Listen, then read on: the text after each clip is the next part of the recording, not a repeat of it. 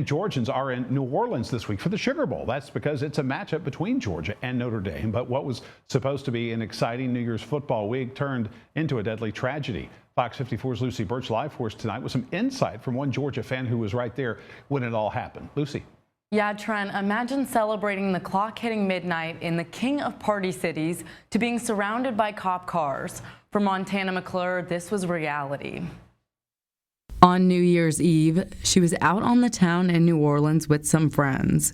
As they stepped out of one of the buildings, they were completely surrounded by cop cars. The roads were literally blocked off with huge orange barricades. Like, obviously for that reason, there's so many people drunk walking in the streets, they block them off. And this guy, I mean, just drives right through him.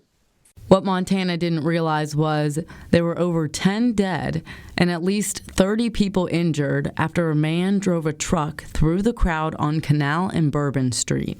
The gory on the ground, like the bodies, the blood, like everything was just there, just in plain sight. It was people like still walking around, like I couldn't even look because it was just like disheartening. I was just... Many are waking up the next day to a city that feels completely different. Like, I feel like when we get back out there, the whole mood of the downtown is going to be devastating. Like, it's not going to be like it was last night at all. Like, I'm frightened to go back out there. New Orleans mourning the death of so many, along with the University of Georgia.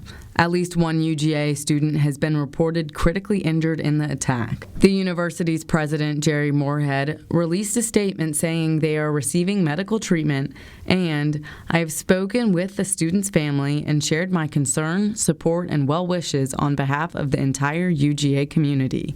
And goes on to share his support for first responders and the New Orleans community. The student has not been identified yet, and the Sugar Bowl has been postponed to Thursday night. Reporting live in the studio, I'm Lucy Birch for Fox 54.